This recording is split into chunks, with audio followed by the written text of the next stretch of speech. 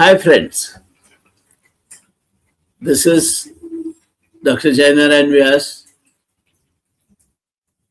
a master's degree holder from India's premier engineering institute, IIT Mumbai, with a doctorate in management under the able guidance of Professor Dholakia, the director of India's premier management institution, IIM Ahmedabad.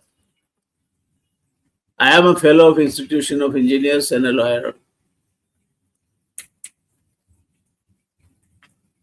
Have an experience of teaching, administration, and public life, spanning over 6 decades. I thought of this presentation and this channel through which I should like to continue the dialogue with you, listing before you the happenings all around the world. The world, friends, today is changing at a rate faster than any time before. And what this world is likely to be. The predictions which Alvin Toffler gave. He says knowledge will be the power, and who has earliest access to the knowledge shall be the most powerful.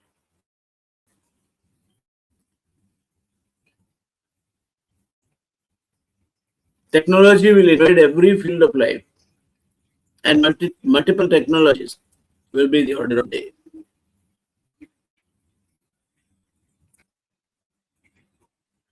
The pace at which technology will change will be so great that if you sleep in the night and wake up in the morning and don't remember yourself, you will be outdated. This is the era of knowledge. This is the era of technology. This is the era of speed. Toffler further says that not a single technology, but the multiple technologies will dictate the human life, and a human being will be carrying virtually an infinite memory on his sleeves or her sleeves. Friends, you will be surprised to know that when the first human being landed on moon, NASA did not have the computing power which today my smartphone has. This is the progress. You are in the era of smartphones. You are in the era of artificial intelligence. You are in the era of information technology. Michio Kaku, the another physicist futurologist, says man will conquer the aging process. Supercomputers as small as a cup of coffee will become affordable. And artificial organs, instead of today's organ transplantation we need, could be ordered from maybe a setup like Amazon. The world has changed a lot and will be changing a lot at a lot more speed in the times to come.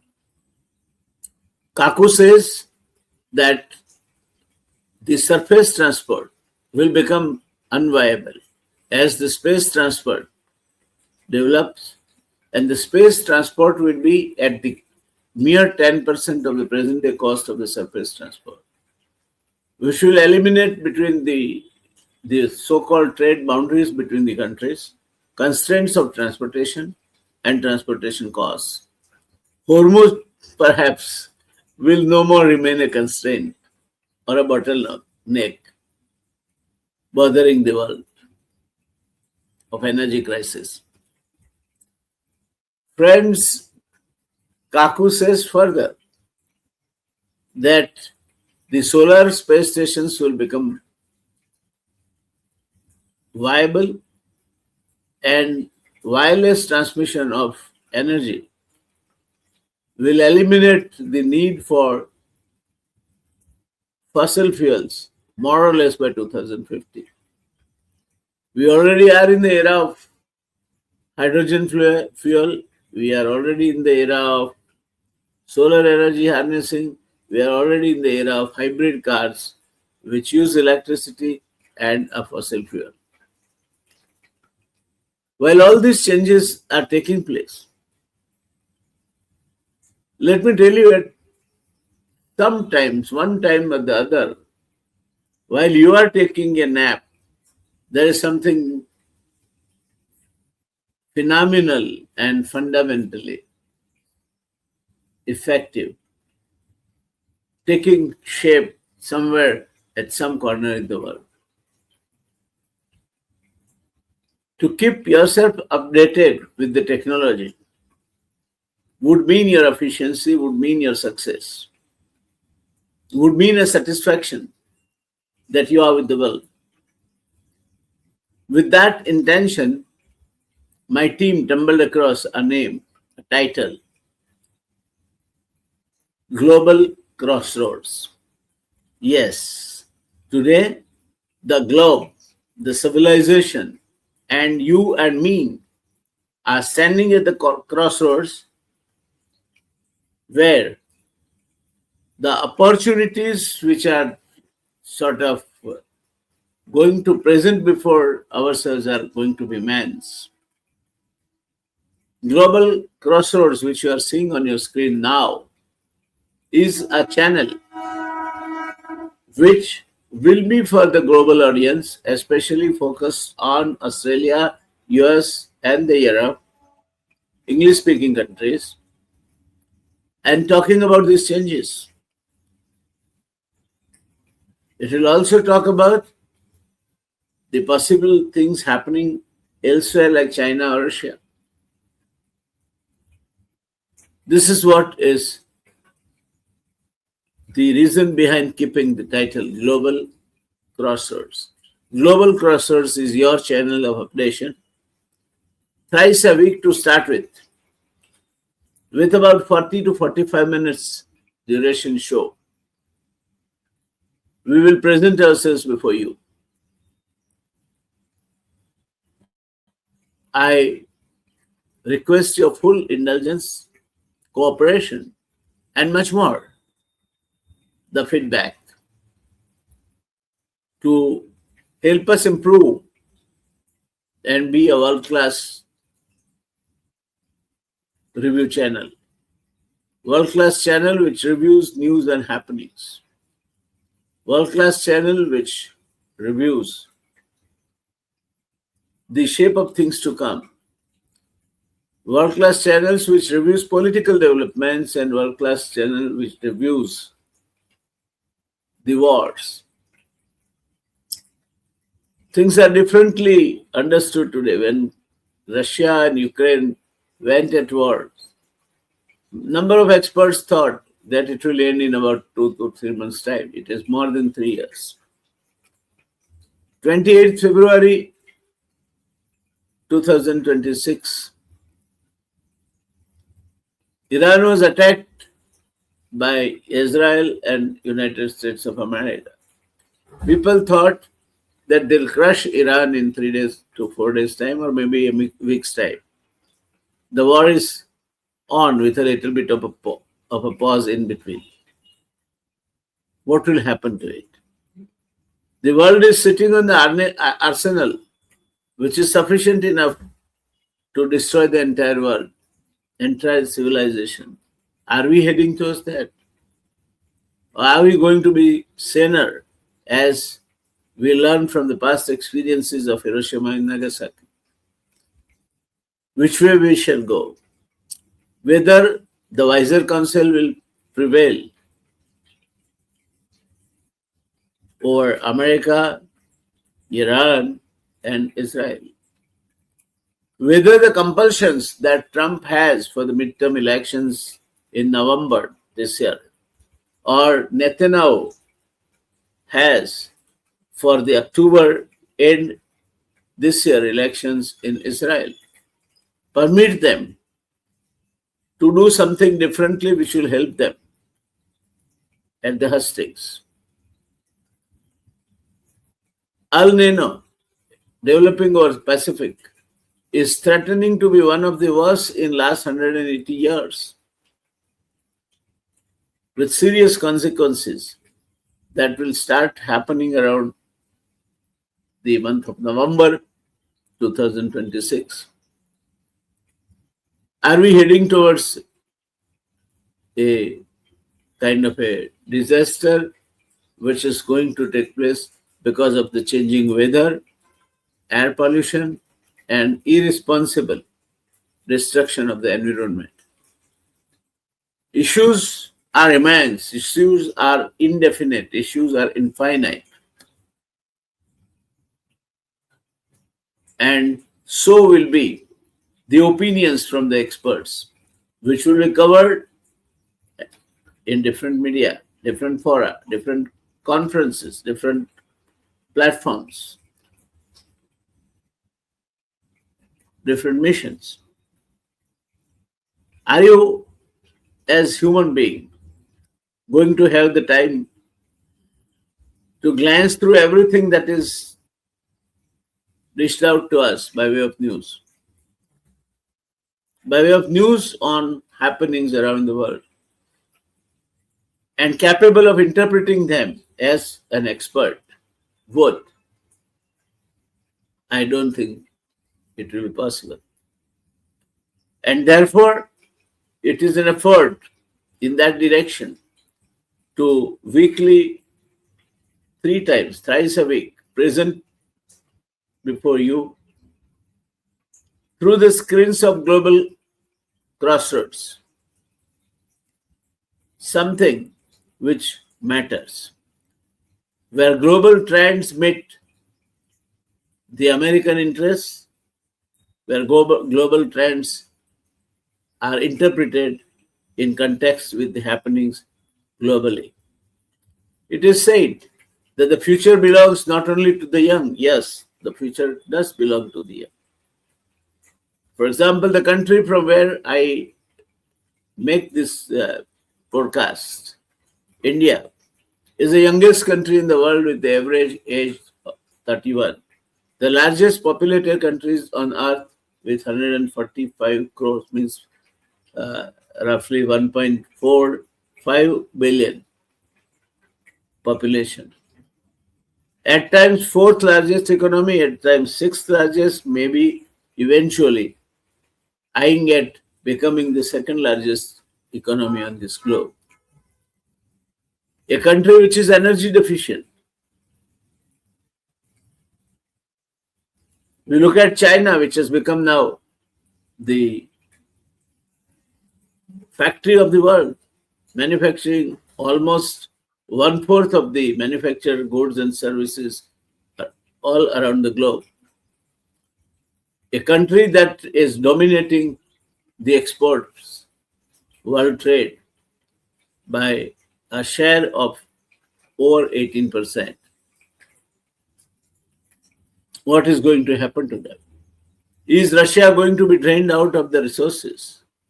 Is Russia would again rise and regain the glory it could command at the time of Cold War, post-World War II era? Anything can happen. There are immense possibilities. Europe is changing. So is America. So is Canada. Mike Carney's Canada no more is the same, dominated by the United States of America. In Britain, there are people gunning after the present Prime Minister, Keir Starmer, that he should leave because the results of the local self-governments have gone against him, his party. In India, name the issue, name the crisis, and it is facing unemployment, food security, inflation, draining foreign exchange, burgeoning population, so on and so forth. Virtually name any disease and India is a home for it.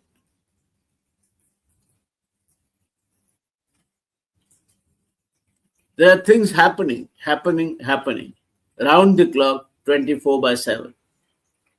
Not a single second is such that things are not happening. To that, I have a model to talk to you, which I'll make you now take you around a slide presentation. I'll make you what this channel is going to be like and what you can expect out of us. Here is the slide presentation, just to introduce you to GlobalXroads, your own channel for information. Look here, Iran, Israel, America war, the conflict that may reshape the world. Geopolitics, geoeconomics, energy, power, all are the issues which this war threatens to deal with and threatens to change. On one side, you look at the Hormuz.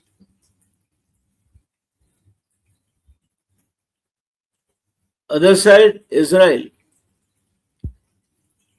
with a population less than 10 million people, and yet dominating and dragging America into the Iran war. It is said that Trump is dominated by Netanyahu's determination to fight out this war. Really, where are we? What are we heading for? It should be, it can lead to a world war. In all probability, it will not, because wisdom would still prevail amongst the saner countries in the world that in case there is World War III, the World War IV will be fought with stones and sticks, if at all there are survivals. So this is one kind of a review that might be one of the topics in the times to come. Next, we talk about why this war is global crisis. What is the reason why Iran, Israel, America war is a global crisis? The first and foremost is energy security in many countries. Energy shock, unprecedented spike in oil and gas prices. If the oil and gas prices, and especially the crude oil, goes past $150 per barrel, many of the countries will go broke. They'll have tremendous difficulty navigating their economies, India being amongst one. Economic shock, global inflation, and stock market crashes. Supply chains disruption, severe disruption in transport logistics. If a Hormuz chain is plugged, Hormuz Strait is plugged, the other alternative supply chain network for the energy that will have to develop will take time. Even the Arab countries where the oil producing and exploration network has been damaged considerably will take 3 to 5 years time to come back to the normal. So what will happen to the supply chains? And the immediate risk of global stagflation, slow growth, high inflation looms large over the humanity. Is this going to happen? Will be the question we'll be asking you, will be the question we'll be answering to you, will be the question which will be analyzed and presented in the times to come. Next will be the timeline of escalation. Look at your skin. 1979, Iranian Revolution.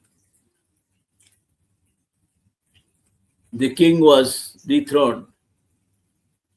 It was the beginning of domination of religious leaders. The Khomeini became the supreme leader of the country. 2018 come and US withdrawal from the landmark nuclear deal, JCPOA. Iran was enriching uranium, and there was a deal that periodically the International Energy Authority could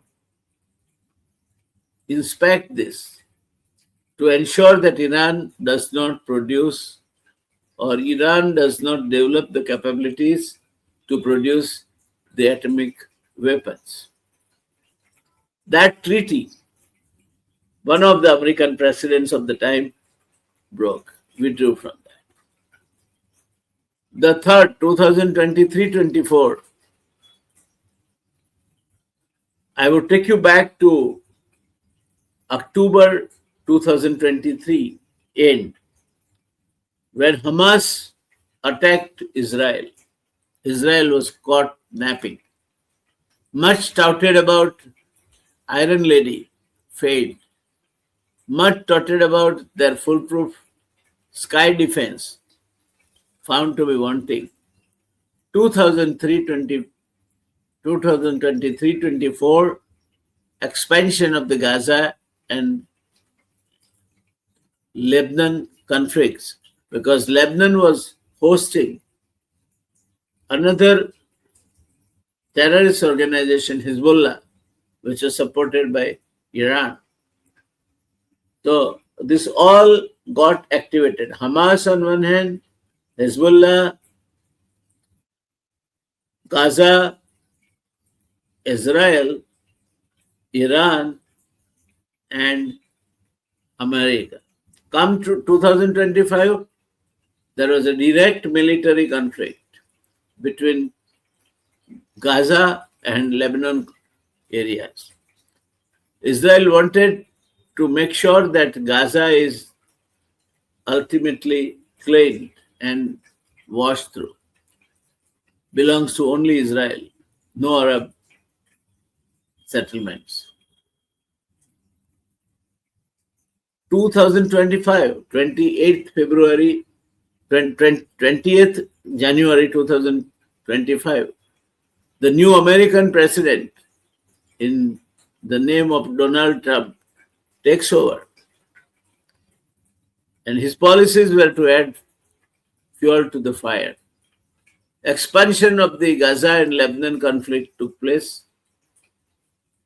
Direct military clashes between Iran and Israel started under the American consent. And come 2026, 28th February 2026, outbreak of a full-scale regional war between Iran, Israel, and the third participatory, the United States of America.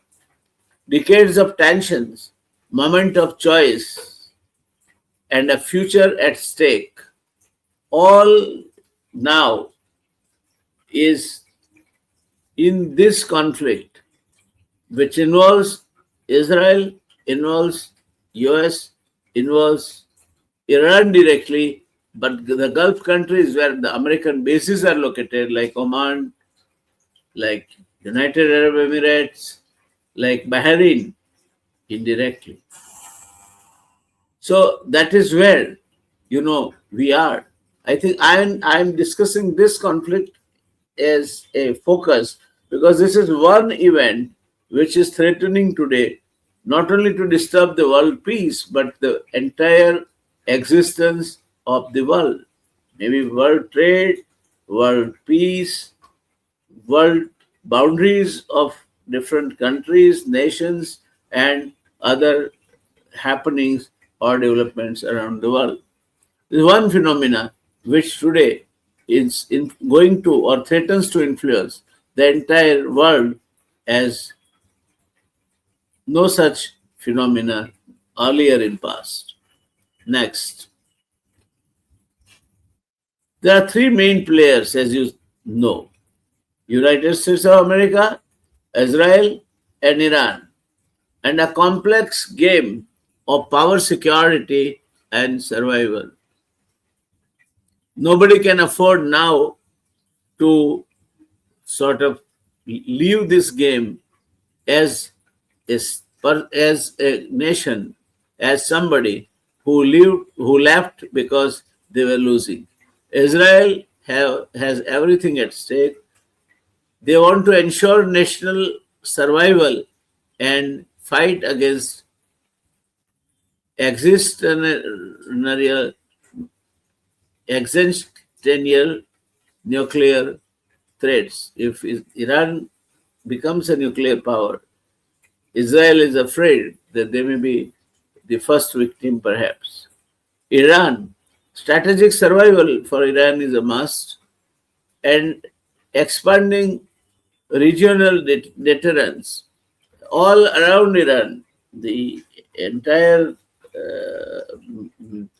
environment that is around Iran wants to frustrate Iran's efforts from becoming a nuclear power.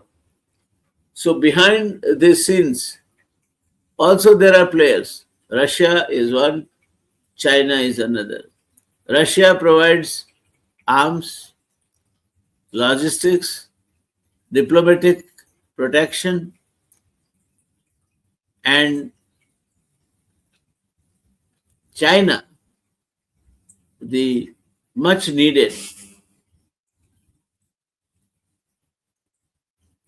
intelligence and satellite guided accuracies for attacking the most vulnerable locations where American power, by way of naval power or by way of air power, air force, is located. Israel. So today, Iran is able to hit pinpointed targets is because of this behind the curtain help that is available to them from China. Friends, one more thing we should keep in mind is that Israel, in a way, during 2024, 25, 26, has also earned a bad image as a very cruel and sort of country which doesn't respect human rights. What they did, killing about 100,000 people in Gaza, more in West Bank, is something which is Nazi regime did to them. Israel, which has faced this kind of atrocities, Holocaust, taking similar measures now, instead of being a good learner and not resorting to them, in itself is sufficient a cause for the Israel to lose the global sympathy. The checkpoint, or what is the choke point? The choke point is Hormuz. If this 21 miles wide bottleneck, which you are seeing on your map, controlled by Iran, is not opened up, then what happens? 34% of the oil of the world's seaborne oil trade passes through Hormuz. 30% of LNG, of global liquefied natural gas transit, takes place through Hormuz. Therefore, a narrow corridor that is just 21 miles wide, its closure could paralyze the global economy by paralyzing the global energy supply. This would mean 20 million barrels per day of oil would vanish. Connections with these oil producing countries with the world will vanish, and no alternative route is available to meet with the energy needs, immediately replacing the supply that was coming through Hormuz. And therefore, it takes control over energy flows, the weaponization of energy supplies, direct surge in the baseline manufacturing costs worldwide. Energy is strategy. Markets are influenced because of that. Power is exerted through the arm twisting, using energy as the reason, and security, energy security, is under threat for many countries. Therefore, friends, in the 21st century, oil is not just a commodity. Forget, oil is not just a commodity. It is influence, leverage, and power to control the globe. That is what you are seeing today. The skyrocketing prices of the crude oil, which you are seeing on your map, which you are seeing on your screen, surge in global transportation, spike in manufacturing and production expenses because costly energy, and severe decline in consumer purchase power because they will have less savings due to the higher prices they spend because of the inflation. Fuel prices have gone up from 5.49 to $6.59 per gallon. The crude oil prices 150 plus in terms of barrel would mean most of the countries in the world which are oil importing. India imports 80% of its energy required, for example. They will find their energy not only in short supply, but also very costly, and their economy will crumble under the higher manufacturing costs. The inflationary chain reaction will take place. Oil affects transport, affects manufacturing, affects food, affects inflation. It affects food in two ways. One is transport and running the mechanized instruments like tractors, harvesters, like that. Plus, urea, nitrogenous fertilizer, which is manufactured using nitrogen, liquefied natural gas, LNG, liquefied natural gas, is going to be in short supply world over. India will find that they will see the year 2026-27 short supply of urea to the tune of 7 to 8 million tons. That may affect the agriculture production. If it is less by 10%, then India's GDP, which is projected to be around 6%, could immediately be slashed by 1%. Imminent threat to global food security. Central banks reacting aggressively by raising interest rates. When American Fed chair was changed, it was expected that the Fed rates will come down. No way. They continue to be there, and Americans should not be surprised if they are higher. Because in the present scenario, no matter what Trump wants, no matter what the uh, federal chair might wanting to oblige Trump, the federal committee, which dictates ultimately the decision-making apparatus, will not permit lowering of the Fed rates anymore. Rapid erosion of middle class savings because they will, if I may talk about India, 60% of the middle class income goes towards food and medicine. The moment inflationary trends, which are increasingly taking over, take place, less and less money will remain free on their hands for savings or for extra purchases. So it will hit the retail markets, it will also hit the per capita savings as far as economies like India are concerned. So the broken supply chains, as I was talking to you about, will be, see, any crisis always finds its own answer.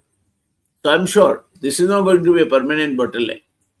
Because of the current problem due to broken supply chains of oil and gas, new routes are bound to develop. Saudi Arabia has laid a long pipeline, so is the case of United Arab Emirates. There are other sea routes, possibly China is developing, and therefore longer and costlier journeys which are there today might again disappear. But it will take time, to at least 3 years. Massive spike in shipping insurance because of the world and because of the longer distances. For example, if one has to get the supply of crude from United States to India, it takes almost more than 60 days. Wherein from Gulf it takes 6 to 7 days. So for additional time, there will be more insurance, and rates of insurance will also go up because of the war-like situation. So massive spike in shipping insurance will take place. Widespread shortages of semiconductor chips and electronic components that resulted into the huge slump of the stock market 3 days back.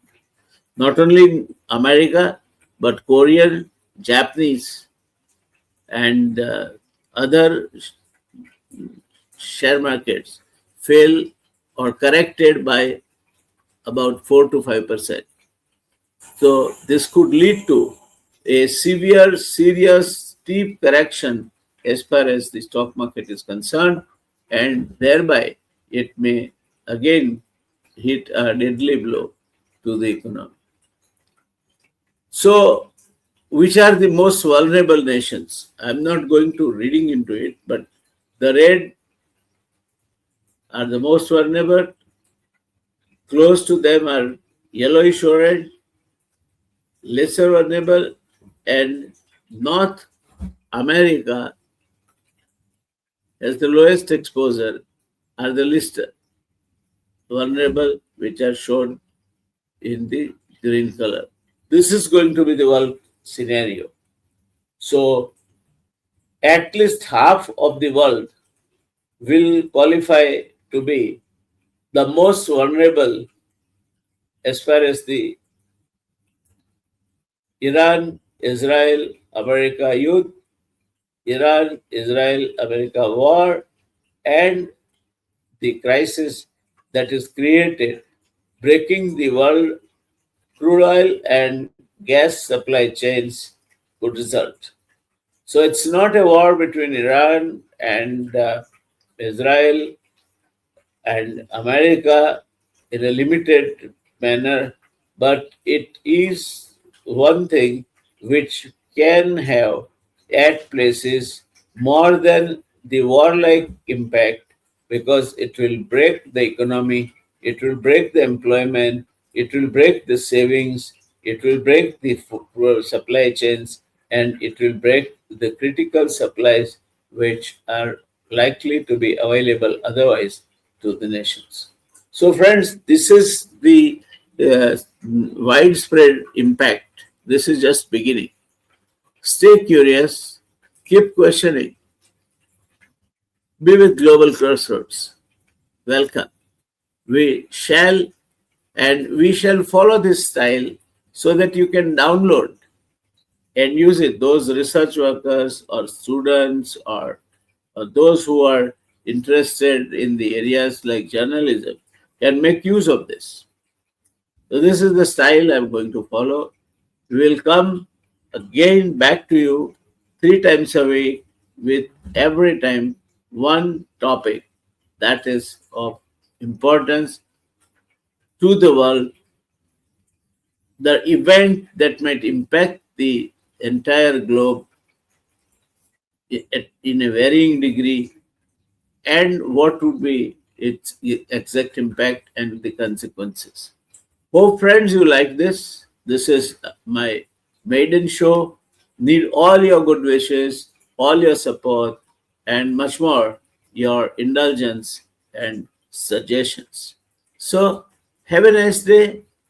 Welcome once again. It was nice and pleasant to be with you. Thank you so much. May God bless you. Bye.